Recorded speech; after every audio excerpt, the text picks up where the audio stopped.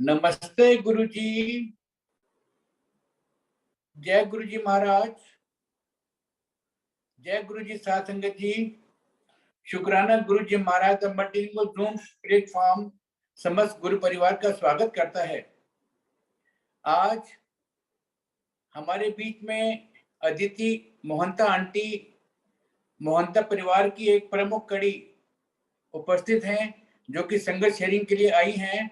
मैं साथ संगत जी को ये बताना चाहता हूँ कि 1-2 महीने पहले अदिति आंटी की मम्मी और इनके ब्रदर ने भी अभी हाल ही में संगत शेयरिंग की है। गुरु जी के समय की संगत है और बहुत अच्छे अच्छे संगत है इनके पास, सत्संग हैं जो कि शेयर करेंगी। Over to you Aditi aunty, आपका बहुत बहुत स्वागत है। जय गुरु जी की। जय Guru ji uncle. Thank you so much uncle. मेरी आवाज ठीक से आ रही है? हाँ, you are audible aunty. Okay uncle, thank you. Aunty video खोल लीजिए प्लीज। ओके ओके, हाँ जी, थैंक यू गुरु जी ये मौका देने का, सत्संग शेयरिंग का। ये बहुत ब्यूटीफुल प्लेटफॉर्म बन गया है।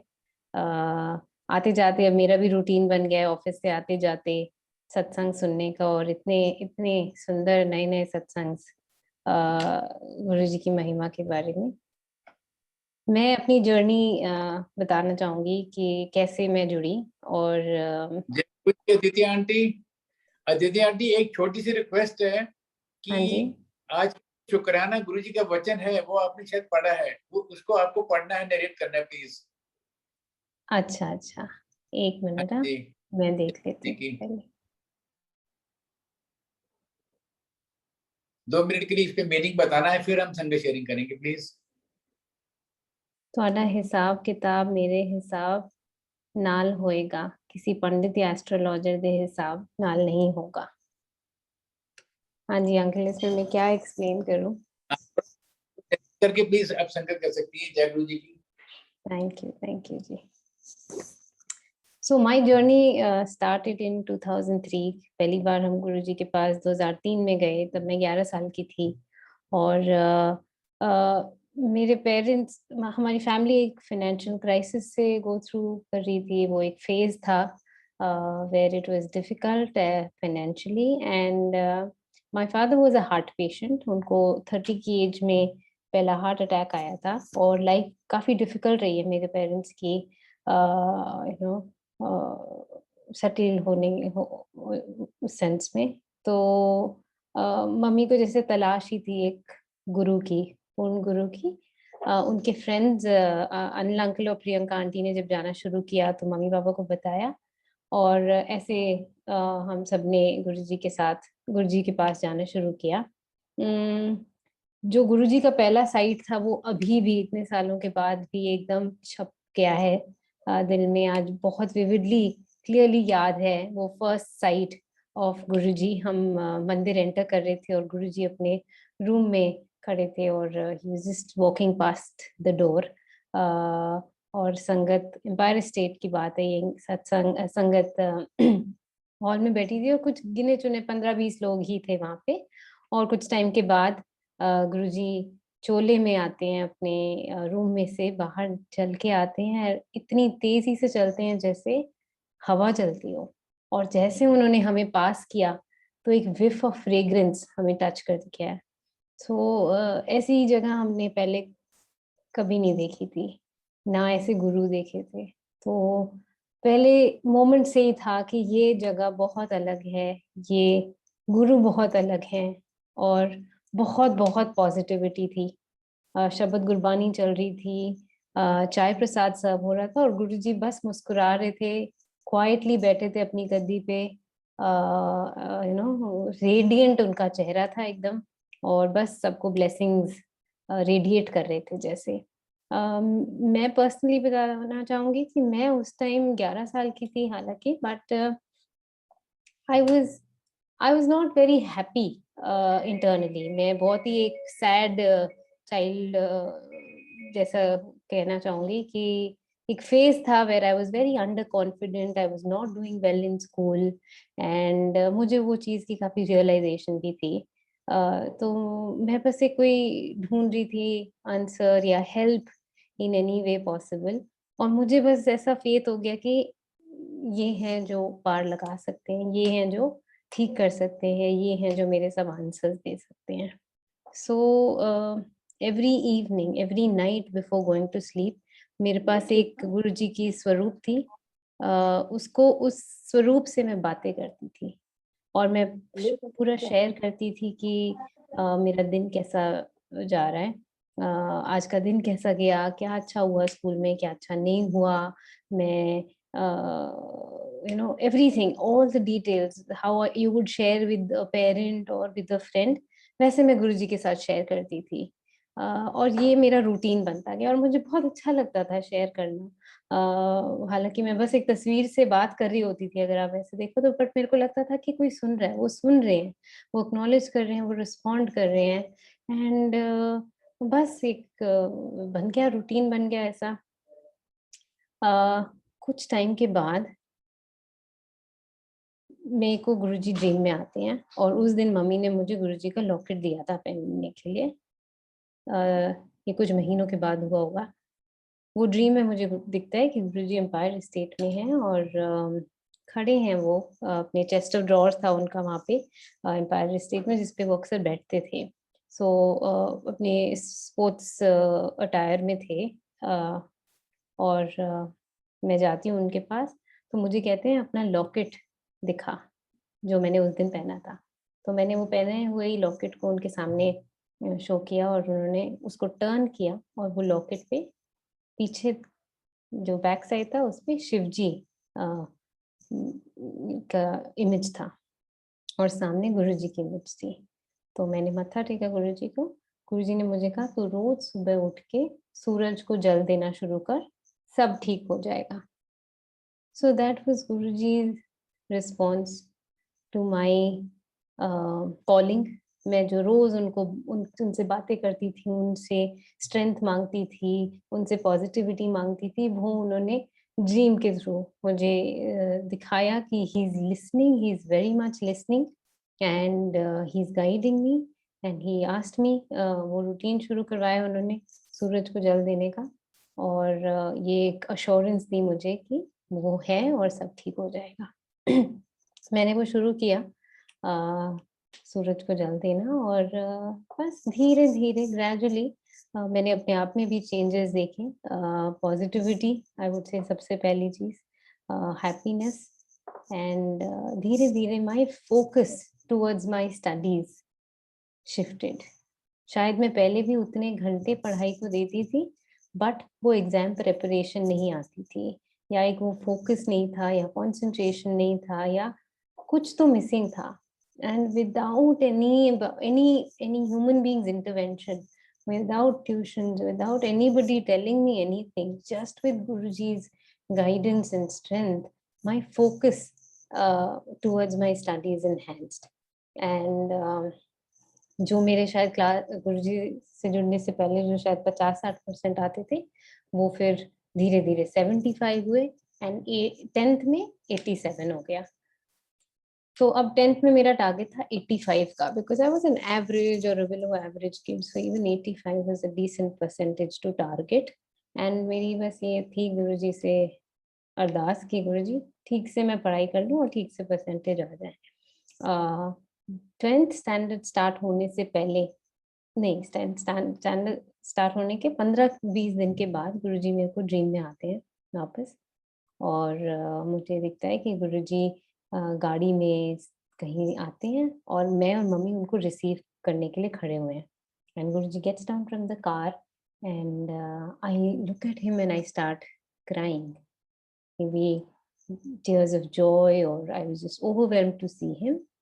और या तो मैं बस मांग रही थी गुरुजी से कि मेरे को गाइडेंस दो और स्ट्रेंथ दो और चैनलाइज माय एनर्जी। तो गुरुजी मेरे आंसू पोंछते हैं बहुत प्यार से और कहते हैं तू बस मेहनत कर और बाकी सब मुझ पे छोड़ दे।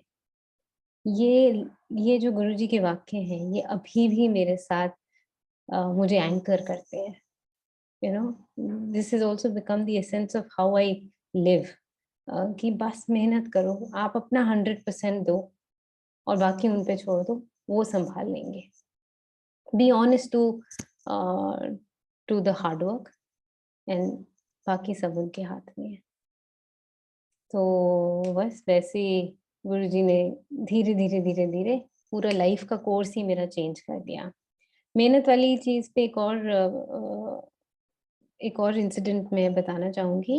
मेरा भाई on the other hand was a very very studious student. Very he was meritorious and extremely focused, very ambitious. So उसका 12th में एम था टू क्रैक आईआईटी. तो वो उसकी प्रिपरेशन भी कर रहा था बहुत बहुत ही सिंसियरिटी से एंड बहुत मेहनत कर रहा था. और उसका यही था कि मेरे को फर्स्ट अटेम्प्ट में क्लियर करना है आईआईटी और फिर मुझे अच्छी रैंक लानी है और फिर अच्छे से कॉलेज स्टार्ट करना है एक्सेट्रा. उसने बहुत मेहनत की, पूरी शिद्दत से उसने पढ़ाई की. जैसे ही 12th के बोर्ड्स स्टार्ट हुए, 5 एग्जाम्स होते थे बोर्ड्स के, उसका 3 एग्जाम हो गया था या 2 एग्जाम हो गया था. उसके बाद उसको हर्पीज हो गया. हर्पीज में डॉक्टर के पास जब लेके गए तो उन्होंने बोला था कि ये तो बहुत रेयर केस है कि उसको पेन भी नहीं हो रहा था, सिर्फ ब्लिस्टर्स थे चेस्ट पर और बैक पर, बट पेन नहीं था उसको. सो वो भी काफी सरप्राइज से कहते नॉर्मली अगर हर्पीज होता है तो उनको 1.5 महीने का बेड रेस्ट होगा और नॉर्मल केस में तो ये फिर एग्जाम देने का सोच भी नहीं सकते. और उसके बोर्ड एग्जाम्स के बीच में 1 महीने के बाद उसका आईआईटी जेईई का एग्जाम था जिसकी वो 2 साल से इतनी तैयारी कर रहा था. वो गुरुजी ने बचाया and he could give his exams. He would wear a loose shirt to the exam hall और बस वो एग्जाम दे के आता था. उसको कोई पेन नहीं था, कुछ नहीं था, सिर्फ वो ब्लिस्टर्स थे बॉडी पे. एंड नॉर्मली उसने एग्जाम्स दिए और वो जो 3 एग्जाम्स दिए उसमें भी उसने बहुत अच्छा स्कोर किया एंड आईआईटी भी क्रैक कर किया. So what I am trying to say here is कई बार हम अपने कंट्रोल में जो चीजें होते हैं वो तो सब अच्छे से करते हैं, बट उसके बियॉन्ड भी काफी चीजें हैं जो हमारे कंट्रोल में नहीं है. अगर उसने मेहनत पूरी की थी बट वो अगर उस साल एग्जाम नहीं दे पाता बिकॉज ऑफ दिस सिकनेस, तो उसका साल वेस्ट हो जाता और गुरुजी ने वो बचाया कि उसका साल नहीं वेस्ट होने दिया. मेरे 11th जब स्टार्ट हो रहा था तो मुझे सब लोग बहुत कंफ्यूज कर रहे थे कि क्या स्ट्रीम चूज करना है. और मेरी एकदम तब तक तो बिल्कुल प्योर आदत बन गई थी कि जो गुरुजी कहेंगे वही सुनना है. मैं किसी की एडवाइस, किसी की रिकमेंडेशन नहीं फॉलो करती थी एक्सेप्ट गुरुजी. गुरुजी ने ये कह दिया, आज भी गुरुजी ने ये कह दिया तो ये होना ही है और ये करना ही है. सो पीपल वर कंफ्यूजिंग मी कि आप ये ले लो, आप जर्नलिस्ट बन जाओ, आप कॉमर्स ले लो, आप साइंस ले लो, आप लॉ कर लो. और मैं कंफ्यूज होती जा रही थी. So I would just pray to Guruji telepathically कि गुरुजी प्लीज आप मुझे गाइड करो कि मुझे क्या स्ट्रीम लेनी है और मैं वही लूंगी. And every day in telepathy I would pray to him expecting an answer. So Guruji, then one day what happened, I was coming back from school and it was April in Gurgaon, extremely hot. लू वाला time था, बहुत तेज धूप थी और आते आते मेरे को माइग्रेन हो गया. मेरे को माइग्रेन इतना सिवियर होता है कि दवाई भी कोई काम नहीं करती है उसमें. तो मैंने तो सिर्फ गुरुजी की पिक्चर लिया हाथ में एंड वो अपने फोरहेड पे रखी घर आने के बाद and I went to sleep. मुझे कब नींद लग गई पता भी नहीं चला. ड्रीम में मुझे गुरुजी दिखे और गुरुजी मुझे ऐसा दिखता है कि गुरुजी अपनी गद्दी पे बैठ गए और मैं थोड़ा दूर उनसे बैठी हूँ. वो मुझे इशारा करके अपने पास बुलाते हैं और कहते हैं कि अपना हाथ दिखा. फिर मैं हाथ दिखाती हूँ तो कहते हैं कि तुझे सर दर्द होता है बहुत. मैंने कहा हाँ बहुत दर्द होता है गुरुजी. फिर अच्छा पेट भी दर्द होता है कभी कभी. मैंने कहा हाँ जी. फिर कुछ नहीं कहा उन्होंने, just looking at me and then I got very excited कि अच्छा गुरुजी मेरा हाथ देख रहे हैं तो मतलब फ्यूचर बताएंगे। और मुझे वैसे भी जानना है कि मुझे आगे क्या पढ़ाई करनी है। तो मैं एकदम एक्साइटेड होकर गुरुजी को बोलती हूँ, गुरुजी मेरे हाथों पे क्या लिखा है, मैं क्या पढ़ाई करने वाली हूँ, क्या मैं साइकोलॉजी पढ़ूंगी? तो गुरुजी हंस के कहते हैं, हाथों पे कुछ नहीं लिखा होता। अमन के भी हाथ पे आईआईटी नहीं लिखा है, तो वो करेगी जो तेरा दिल चाहेगा।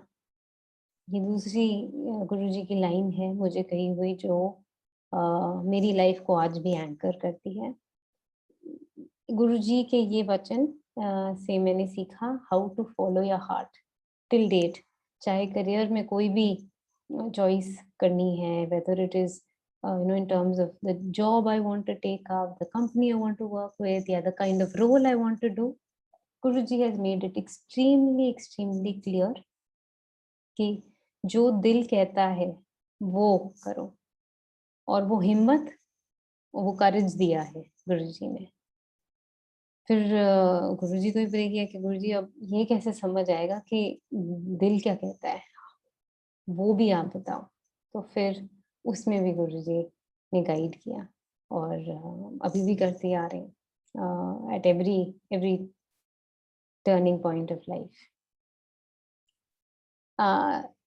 स्कूल में मैं बहुत ही शाई और क्वाइट होती थी, एंड धीरे धीरे धीरे धीरे कैसे गुरुजी ने ट्रांसफॉर्म किया to the extent that in 11th standard I was elected the head girl, and then I started participating in a lot of co-curricular activities like debates and English recitations etc. उसमें prizes मिलने लग गए, cultural events में मुझे important roles मिलने लग गए in school। तो मेरी life 360 degrees change हो गई थी, academically, socially, health wise, in every sense। And my connection with Guruji just grew because there was nothing, nobody, कोई और एनर्जी, कोई और इंसान, कुछ नहीं था जो ये कंट्रीब्यूट कर रहा था। इट वाज जस्ट गुरुजी जिन्होंने ये पूरा बदलाव लाया था मेरे अंदर। कुछ दिनों के बाद गुरुजी वापस मुझे ड्रीम में आते हैं और कहते हैं कि जब से मेरे साथ जुड़ी है, तुझे तेरी लाइफ में कुछ बदलाव महसूस हुआ है? ये सुन के तो मैं एकदम ओवरवेल्म हो गई थी, क्योंकि मुझे ये बहुत क्लियर रियलाइजेशन थी कि लाइफ में जो भी अभी हो रहा है, जितनी भी लाइफ चेंज हुई है, it is all because of Guruji. तो मैं ये सुन के बहुत इमोशनल हो गई और मैं रोने लगी। एंड मैंने गुरुजी को कहा, गुरुजी चेंज हो गई है, मतलब मेरी तो लाइफ पूरी चेंज हो गई। एंड आई स्टार्टेड काउंटिंग कि गुरुजी ये ब्लेसिंग, मेरे को मार्क्स कहाँ आते थे पहले, वो मेरी स्टडीज चेंज हो गई है, मेरे को मैं एक्स्ट्रा करिकुलर में इतनी एक्टिव हो गई हूँ, मेरी हेल्थ, ये वो। And I started counting on my finger and telling Guruji ये बदला है, ये बदला है, ये बदला है। So Guruji just smiles at me and says, अच्छा ये तो कुछ भी नहीं है, आगे आगे देख क्या होता है। So that is the love that he gives you। इतना सब कुछ दे के भी पूछते हैं कि तेरे को कुछ अपने अंदर या अपनी लाइफ में बदलाव महसूस हुआ है कि नहीं।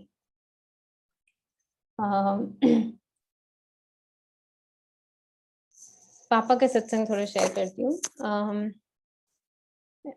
उनको किडनी स्टोन का प्रॉब्लम था।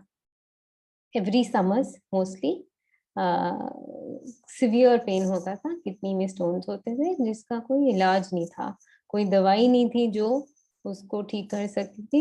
या मेरे को तो ये भी नहीं याद कि कोई पेन किलर भी थी कि नहीं थी, but I remember very well that he would be in excruciating pain because of the stones। So 2004 की होली हम अपने फ्रेंड्स के साथ, अनिल अंकल और प्रियंका आंटी के साथ ही खेल रहे थे, और शाम को यही प्लान था कि सब गुरुजी के मंदिर एम्पायर स्टेट जाएंगे। सो शाम से पहले पापा को वही जो उनका एनुअल पेन होता है वो स्टार्ट हो गया, एंड बहुत सिवियर एक्सक्रूशिएटिंग पेन था। एंड वो कहते कि मैं तो नहीं जा सकता हूँ, मैं तो गाड़ी भी नहीं चला सकता हूँ, बहुत ही ज्यादा दर्द हो रहा है। मम्मी ने कहा ये दर्द ठीक होगा तो मंदिर में ही ठीक होगा, लंगर से ही ठीक होगा, तो मैं गाड़ी चलाऊंगी और हम जाएंगे। तो कैसे तैसे पापा चले साथ में। एंड वो फर्स्ट फ्लोर पे बैठे थे एम्पायर स्टेट में, और मतलब he was clutching his stomach while sitting also. I remember that day. And I think 1-2 second के लिए उनका ध्यान लगा और ध्यान में उनको देखा कि गुरुजी ने कहा है तू लंगर खा, ठीक हो जाएगा. So when he came down for लंगर खाया उन्होंने. लंगर फिनिश करते ही he rushed to the toilet and the stone came out. So such is the power of लंगर. जो कोई दवाई ठीक नहीं कर सकती थी वो लंगर से ठीक हुआ. एंड बस उसके बाद से उनको कभी किडनी स्टोन का प्रॉब्लम नहीं हुआ था. सो मम्मी पहले बहुत टेंस रहते थे कि उनकी हेल्थ को लेके कि हार्ट पेशेंट हैं, कैसे इतना ध्यान डाइट का, ये नहीं खाना वो नहीं खाना, कम तेल कम घी एटसेट्रा एटसेट्रा. हमेशा एक वरी रहता था कि अच्छा अगले मोमेंट क्या हो जाएगा पता नहीं है. But once he came to Guruji and उन्होंने इतने सत्संग सुने कि गुरुजी ने कैसे लोगों को क्योर किया है, उन्होंने पूरा सरेंडर कर दिया था पापा की हेल्थ को लेके. And we had all become very relaxed in life in general with Guruji. And Papa was doing very well.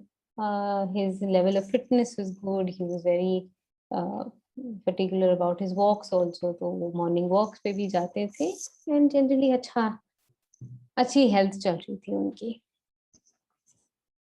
गुरुजी ने financial crisis भी दी थी but grace पूरी थी. किसी को बाहर नहीं पता चलता था कि कितनी क्राइसिस है या कितना हैंड टू माउथ है या कितना स्ट्रगल है to even make ends meet. पूरी लाज रखी हुई थी गुरुजी ने. And yeah, so life was going on until Guruji ended the financial crisis. How 2011 में after a prolonged phase of crisis पापा को एक MNC में जॉब ऑफर होता है. And we are very happy कि चलो अब स्टेबल इनकम होगी, वो टेंशन नहीं है कि अच्छा कब क्या कितना कैसे, वो सब गुरुजी ने सॉर्ट आउट कर दिया. So this was October 2011. He was very happy. उनके चॉइस का काम था, चॉइस की कंपनी थी, चॉइस के पियर्स थे. So he was just very content कि अब रोज का ये सोचना नहीं है कि कैसे खर्चा पानी होगा. गुरुजी ने दे दिया सब. एंड 26 जैन को मेरे को कहते हैं कि मुझे जो चाहिए था मिल गया, सब दे दिया गुरुजी ने. I don't want anything else now. I am content, fully content. And I was wondering, I said इतना भी तो कुछ नहीं है, मतलब हाँ स्टेबिलिटी आ गई है बट पापा is extremely content. So I just left it at that. 2 days later 28 जनवरी को 2012 एक सत्संग में गए थे, होम सत्संग में. और वहाँ पे उन्होंने सेवा भी की थी, माइक पे सत्संग भी शेयर किया था, ये किडनी स्टोन वाला. गाड़ी चला के गए थे और जब वापस निकल रहे थे एक कुछ ही लोग बचे थे, कुछ मतलब very small few people who were left. सत्संग हो गया था ओवर और जब निकल रहे थे तो दरबार के सामने खड़े हुए थे, बात कर रहे थे किसी से. एंड पापा कोलैप्स्ड देयर.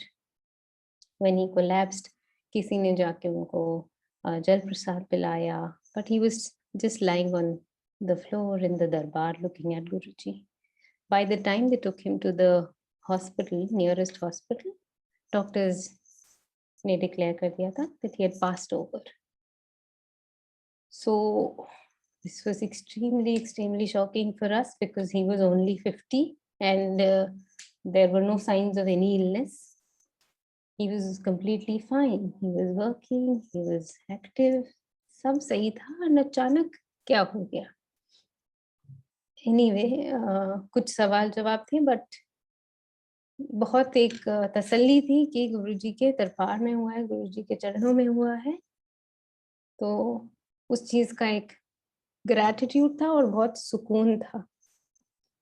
मैं टेलीपैथी में गुरुजी को बोलती थी कि गुरुजी मुझे पता है कि आपके पास है बट बस एक बार देखना है. where he is, how he is. And I would wait every day. I would wait कि आज maybe मम्मी को ड्रीम में दिखेंगे या भैया को ड्रीम में दिखेंगे या किसी को ड्रीम में दिखेंगे और कुछ तो बताएंगे गुरुजी, because it was so sudden, like we were not prepared. So days passed and I think after 17-18 days पापा के कजिन है जो भी जिनको वो गुरुजी के पास लेके गए थे, वो साईं बाबा के भक्त हैं और वो उनको भी गुरुजी के पास एम्पायर स्टेट लेके गए थे पापा। उनको ड्रीम में दिखाते हैं गुरुजी कि गुरुजी गद्दी पे बैठे हैं और पापा उनके चरणों में बैठे हैं और गुरुजी पापा के कजिन को कहते हैं कि इसका मोक्ष हो गया। So next morning he told Bhaiya and me that he saw this and he was confused कि उन्हें कैसे ये दर्शन हुए, तो that was गुरुजी ने मुझे जो मैसेज देना था वो उनके थ्रू दिया और मैंने तब बताया कि मेरी क्या अरदास थी गुरुजी को जो गुरुजी ने उनको दिखाया। सो गुरुजी किसको माध्यम बनाते हैं, क्या मैसेज देते हैं, वो उनके ऊपर ही है, but there is no doubt in the fact that he listens and he responds. आप पूरी सिंसेरिटी से मांगो, पूछो, बोलो, बात करो, वो सुनते हैं और वो रिस्पॉन्ड करते हैं। 2020 की बात है जब लॉकडाउन शुरू ही हुआ था एंड मंदिर जाना भी बंद हो गया था और होम सत्संग से हो रहे थे। बस मेरा ये रूटीन बन गया था कि शाम को मैं खुद से ही शब्द चलाती थी और सुनती थी और गुरुजी को याद करती थी।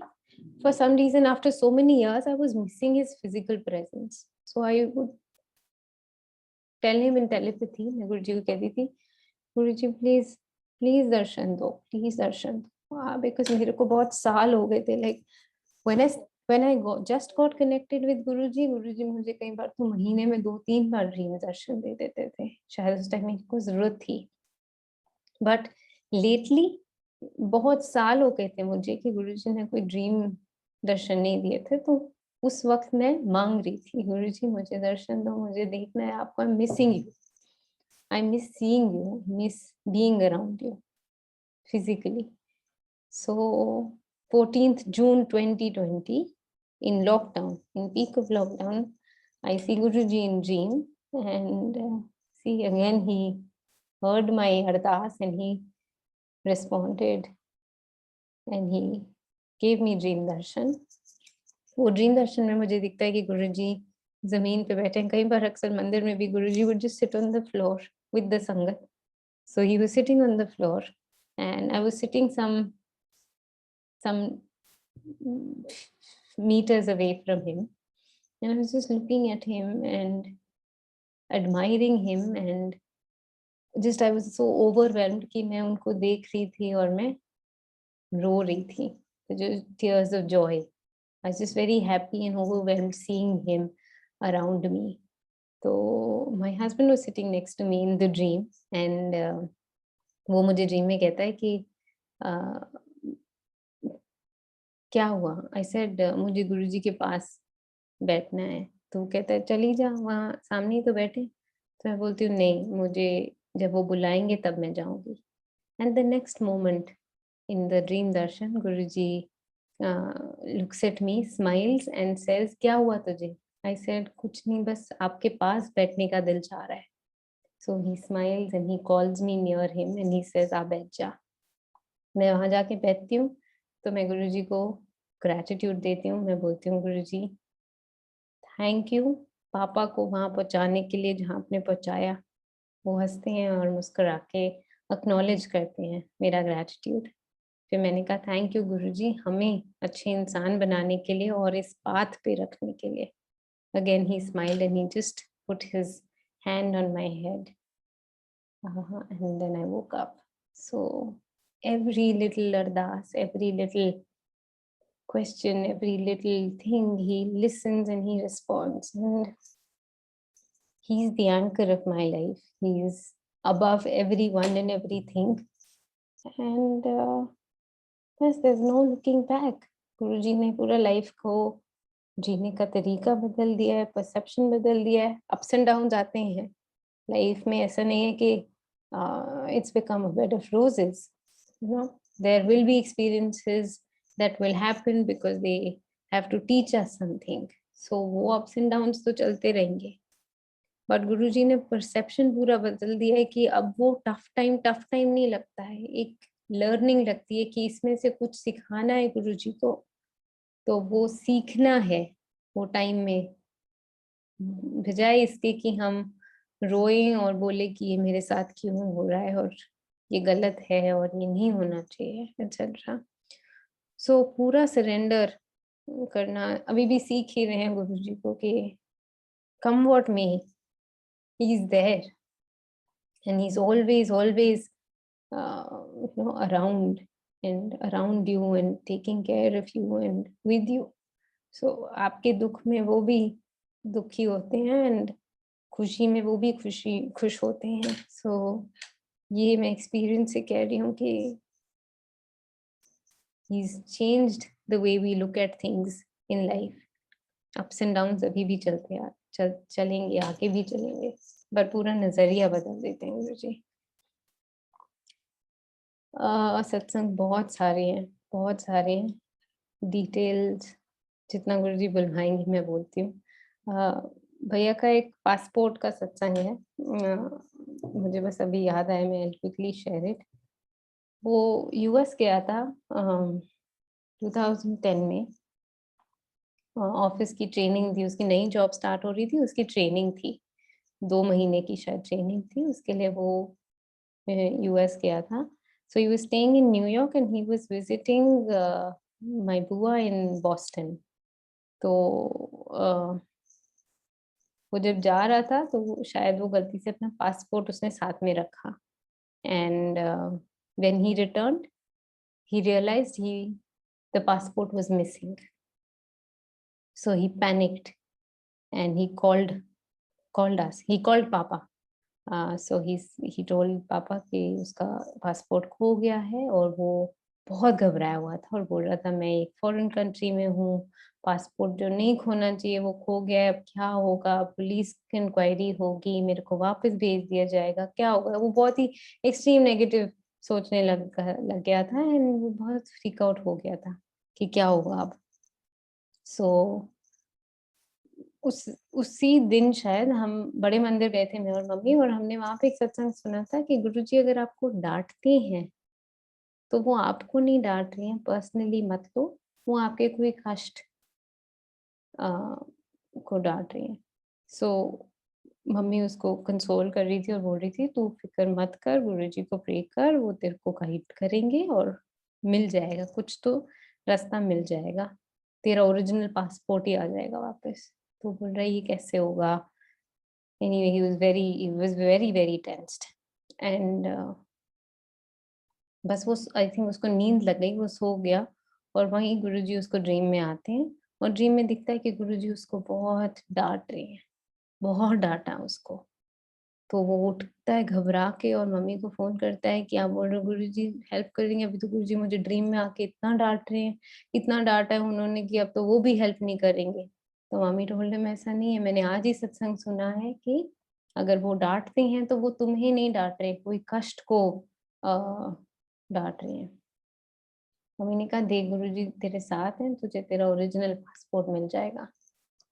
उसने फेसबुक ऑन किया फॉर सम रीजन, और वहां पे उसको एक मैसेज आया हुआ था from Jet Airways, from a Jet Airways employee, that he found his passport on some street, and उन्होंने अपने ऑफिस में उसको रखा था, and he had asked भैया to collect it from his office. तो उसको उसका ओरिजिनल पासपोर्ट गुरुजी ने दिलवा दिया.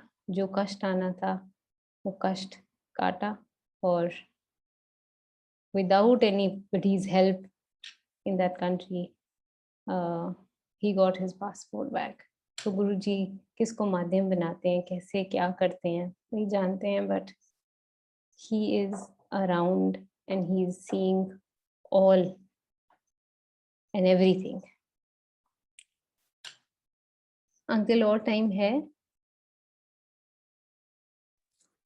या मैं जी pause aunty, you can proceed please. अच्छा अच्छा ठीक है, मैं जय कंटिन्यू। गुरु जी की। जय गुरु जी। मैं अपनी बोर्ड एग्जाम वाला सपना चेक करती हूँ। मैंने 12th में कॉमर्स लिया था विद मैथ्स, और मैं मैथ्स से बचपन से ही बहुत घबराती थी, पर मेरे भाई का कहना था कि मैथ्स के बिना कोई कॉमर्स की वैल्यू नहीं है, और मुझे ऑनर्स करना था दिल्ली यूनिवर्सिटी से, तब बीकॉम ऑनर्स। तो उसने कहा था मैथ्स लो, मैथ्स का ही वैल्यू है। मैं हमेशा से वीक थी, घबराती थी मैथ्स को, पर मैंने कहा चलो गुरुजी पार लगाएंगे, ले लेते हैं, देखी जाएगी। दिल्ली यूनिवर्सिटी में रूल होता है बेस्ट ऑफ 4, तो 5 सब्जेक्ट्स में से आपका जो 4 बेस्ट स्कोरिंग सब्जेक्ट्स हैं उसका परसेंटेज काउंट होके आपको कट ऑफ के लिए एलिजिबल होते हो या नहीं होते हो। तो मैंने अपने 5 में से बाकी 4 सब्जेक्ट्स पे बहुत फोकस किया, बहुत पढ़ाई किया, बहुत प्रैक्टिस किया, और मैथ्स को एकदम निगलेक्ट किया कि बस मैं पास हो जाऊं मैथ्स में। मुझे बाद में पता चलता है कि मैथ्स ऑनर्स के लिए मैथ्स में आप कम से कम 70% चाहिए। तो मैं 3 महीने पहले मुझे ये पता चला एग्जाम से, तो मैं बहुत टेंशन में आ गई कि अभी क्या होगा। मैं तो सिर्फ पास होने का सोच रही थी, और ये तो 70% की रिक्वायरमेंट कैसे होगी अब फुलफिल, क्या होगा देखी जाएगी। करना तो ऑनर्स ही है, गुरुजी ने बोला है कि जो तेरा दिल कहता है वो करेगी। तो अब देखो, क्या तो रूल बदलेगा या कुछ तो होगा। मैं कैसे ऑनर्स मिलेगा अब मुझे विद दिस 70% का criteria. Anyway, I had 3 months for the preparation. मैंने अच्छे से पढ़ाई किया, प्रैक्टिस किया, मेहनत किया। The day of the exam मेरे को नर्वस ब्रेकडाउन हो गया। मैं एग्जाम हॉल में पहुंची हूँ, मेरे सामने वो क्वेश्चन पेपर आता है और मैं बिल्कुल ब्लैंक हो जाती हूँ। जो फॉर्मूलाज मैंने पढ़े भी हुए थे वो भी मुझे याद नहीं आ रहे होते। तो I start sweating and I start worrying. मैं पूरा पेपर देखती हूँ, कैलकुलेट करती हूँ, मेरे को 100 में से 10 मार्क्स का भी नहीं आता था, सब भूल गई थी मैं। तो मुझे तो बहुत ज़्यादा टेंशन होने लग गई कि अब क्या होगा। मेरा ये साल वेस्ट हो जाएगा, जो मैंने बाकी सब्जेक्ट्स में भी मेहनत की है वो भी वेस्ट हो जाएगी, क्योंकि मैं ये पास ही नहीं कर पाऊंगी अगर इसमें फेल हो गई तो। पर मैं तो अब ये एग्जाम दे नहीं सकती हूँ क्योंकि मेरे को कुछ आता नहीं है, तो मुझे यहाँ से बाहर जाना है। And that is the thought process that was running in my head. So मेरी आदत थी, मैं हर एग्जाम में गुरुजी की फोटो लेके जाती थी, छोटी सी फोटो, तो मेरे पेंसिल बॉक्स के साथ में वो फोटो रखती थी। उस दिन भी वो फोटो मैंने साथ में रखी हुई थी। मेरे दिमाग में ये सारी चीजें चल रही हैं, और सडनली मैं अपना head put I just put down my head and I am thinking how do I walk up to the invigilator and tell her that I cannot give this exam and ask her to excuse myself from the exam. ये सब चल रहा है और मैं stress ले रही हूँ और मैं नेगेटिव सोच रही हूँ, एंड जस्ट ये नेगेटिव स्पाइरल ऑफ थॉट्स चल रहे हैं। इतने में मुझे बहुत स्ट्रॉन्ग गुरुजी की आवाज आती है कि तू पेन उठा और लिखना शुरू कर। वो इतनी पावरफुल आवाज थी कि मैं क्वेश्चन भी नहीं कर सकी कि ये कौन, कहाँ, कैसे गुरुजी की आवाज कैसे आ रही है, ये मैं तो नहीं सोची, कुछ भी नहीं क्वेश्चन कर पाई मैं, because it was so powerful. So I just picked up the pen and I started writing. 3 में से 2 ही घंटे बचे थे, अब कुछ तो लिखा मैंने, मुझे याद नहीं अभी भी क्या हुआ, but I just road something for 2 hours and I came out of the exam hall and I thought चलो मैं पास तो हो जाऊंगी। गुरुजी ने गुरुजी पास तो करा देंगे, 40% आ जाएंगे शायद। और घर आके ये सोच रही हूँ कि 40% तो आ जाएंगे, पर मेरे को ऑनर्स कैसे मिलेगा, क्या होगा। On the day of the exam मैंने डे ऑफ द रिजल्ट मैंने सबसे पहले अपना मैथ्स का ही परसेंटेज देखा, और जो रिक्वायरमेंट 70 की थी गुरुजी ने 73 दे दिए थे। उस एग्जाम वो एग्जाम मेरा मैंने खुद नहीं लिखा है।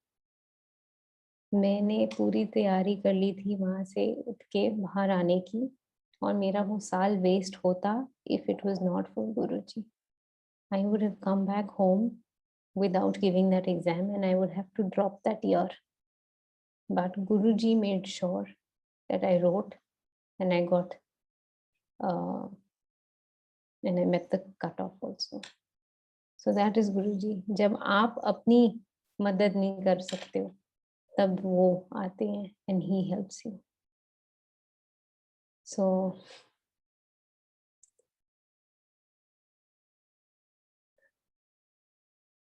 इसके बाद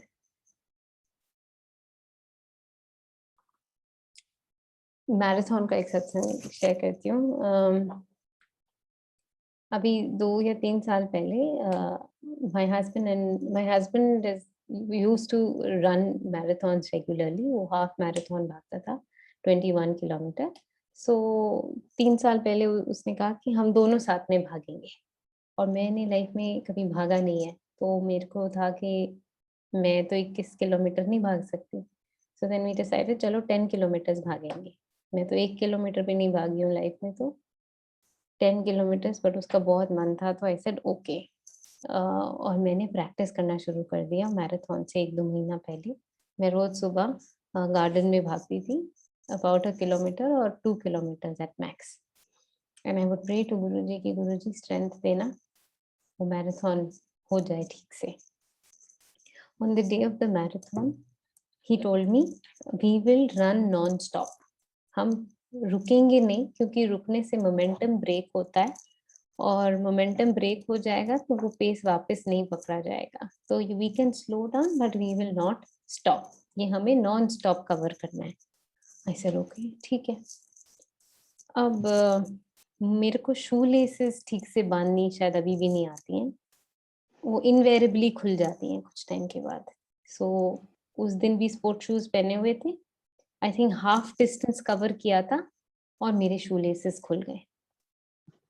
शू लेसेस खुल गए तो मैं देखा उसको, मैं सोच रही हूँ I will trip if I don't tie them again.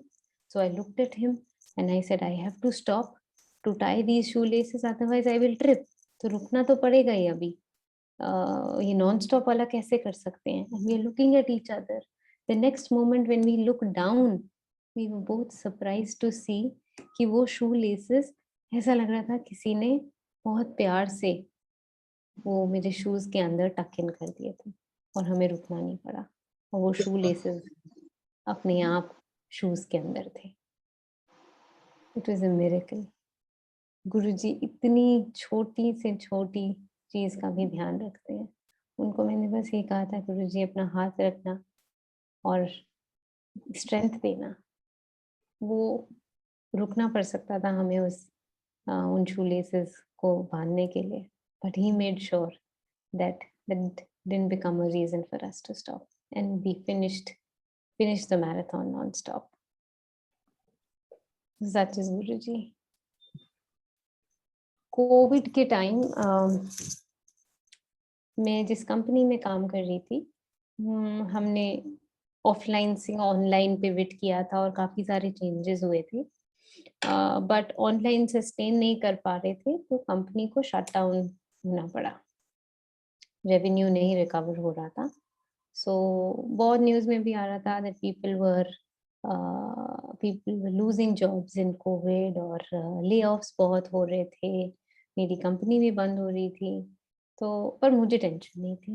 मैंने कहा चलो कुछ नहीं मिला तो 1-2 महीने ब्रेक ले लेंगे। I'll pursue my hobbies, I'll do something that I like, that I enjoy, but I was not stressed at all about losing my job or my company shutting down.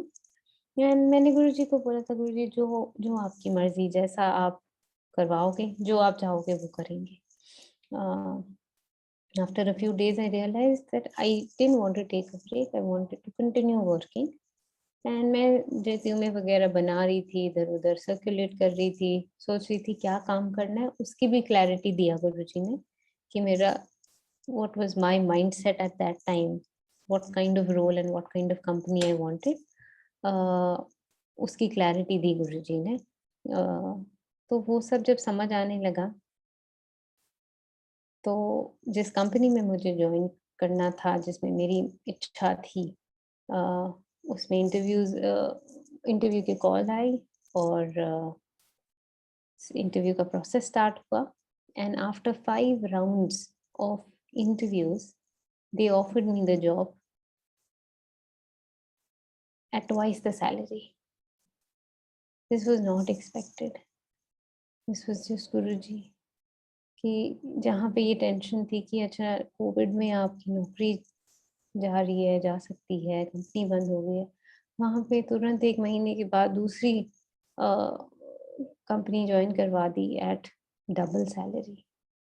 सो कई बार तो लगता है हम इतना डिजर्व भी नहीं करते हैं जितना गुरुजी देते हैं, जितना बहुत बहुत बहुत ज़्यादा देते हैं हमारी एक्सपेक्टेशंस और कैपेबिलिटी से भी ज़्यादा, I would say. So I only have gratitude, just gratitude for him. He's the sole purpose of our lives, and just remain connected with him. Ups and downs hote rahenge, but if he is the focus of your life, and if he's driving the vehicle, and if he's steering the steering of the vehicle of your life, then everything will be perfect and everything will just fall in place. So Jai Guruji, Shukrana. Thank you so much.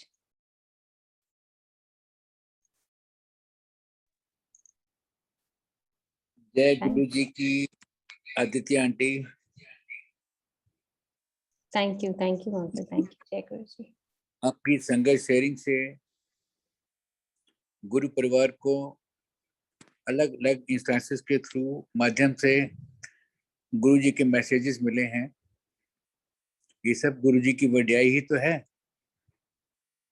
बहुत बहुत शुक्रिया जय गुरु जी की. I will be requesting host गुरु जी महाराज से आज्ञा दिलवाएंगे. जय गुरु जी.